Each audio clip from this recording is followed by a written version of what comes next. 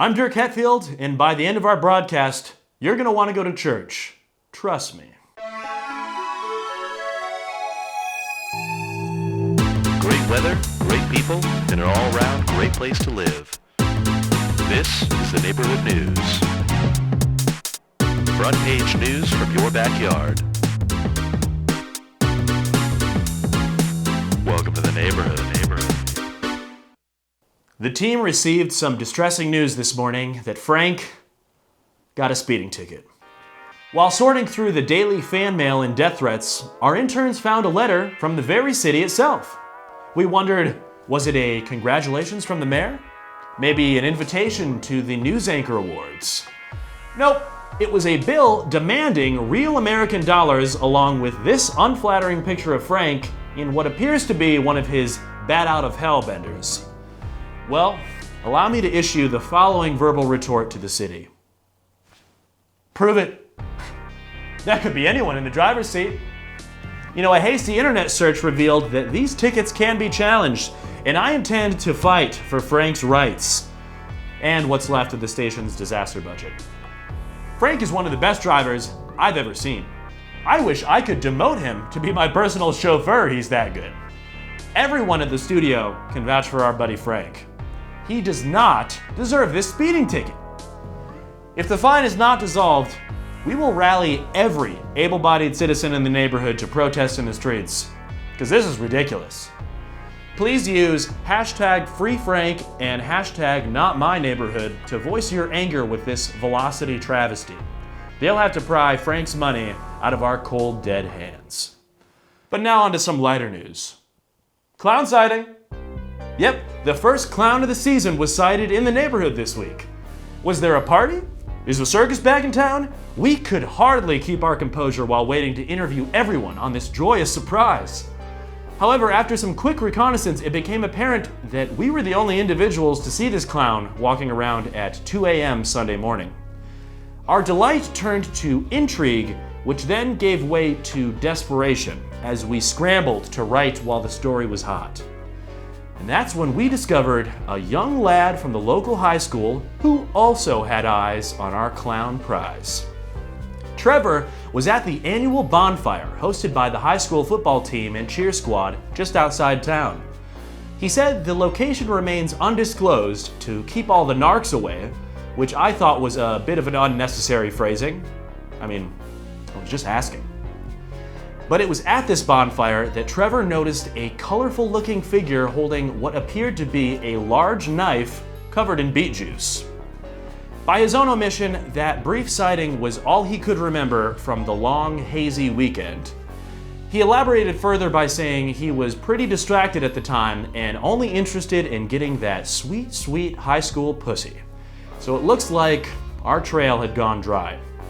We are on full clown watch now. Keep your eyes and doors open, because one thing is for sure, it's officially clown season. But now, for one of my more anticipated segments, we go to Frank, who's out dumpster diving. There's no telling the wonders one may find while digging through the refuse of others, and given the whole speeding ticket business, Frank deserved a story of this caliber. So let's see what Frank has found. Hey, how's the dive going, Frank? You find any buried treasure? Oh, hey there, Dirk. Yep, I am just diving around this dumpster here. Haven't found too many treasures, per se, but, I have been finding some cool stuff. But mostly just a lot of food, a lot of trash, wet food, wet trash. I think the folks at home are all wondering, how does it smell? It doesn't smell too bad. I don't know what you're talking about, Dirk.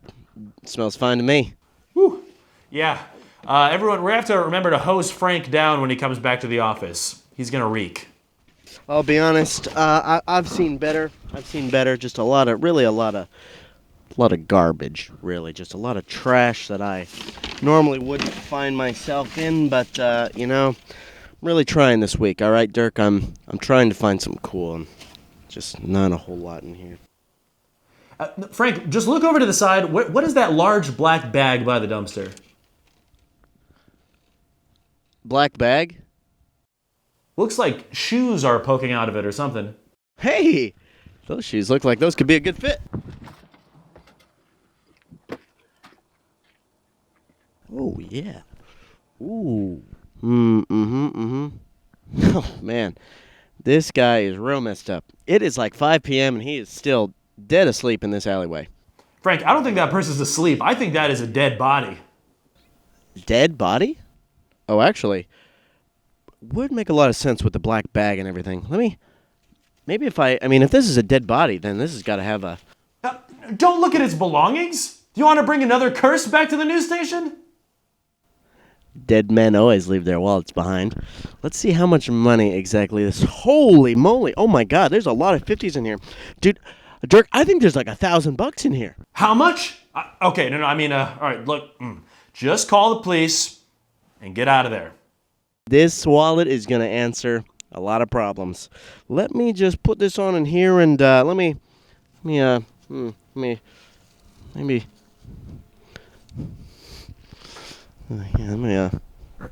Okay, well, I'm glad that's over. I think we've about reached the limit of how long we can legally broadcast a dead body on air. I'm gonna need a drink after what I just witnessed. Thankfully, I won't have to go too far because the St. Bartholomew Church recently went through a remodeling to add a full-service bar. Pastor Barry Liu recently made this revolutionary decision in order to increase interest and gain a higher return rate on their new churchgoers. And drumroll, it's working. The pastor himself stated that the church's revenue has increased by about 350% from what he likes to call Jesus juice tips. Reportedly, the idea came to him in a message from God during a particularly brutal hangover at Sunday service. "Mother of God, you could use a Bloody Mary," said God unto Barry Liu, and Barry Liu then giveth themed cocktails, appetizers, and the NFL Sunday ticket to a deserving congregation. Initially, I was mad at this impressive ploy to evade the alcohol tax, but I gotta say, now that the bar's all finished, I have been going to church every day.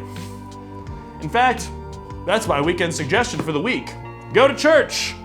Come get a little one-on-one time with Jesus and then absolve yourself with some beer-battered onion rings.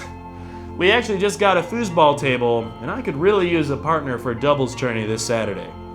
Also, half off any drink or appetizer when you use the phrase that pays. Neighborhood news, where is the booze? I personally recommend the Blushing Angel or the Gin and Jesus. And that has been our week in the news. I sincerely hope to see more of you at church, and to our elusive clown friend, come by the station anytime. The door is always open.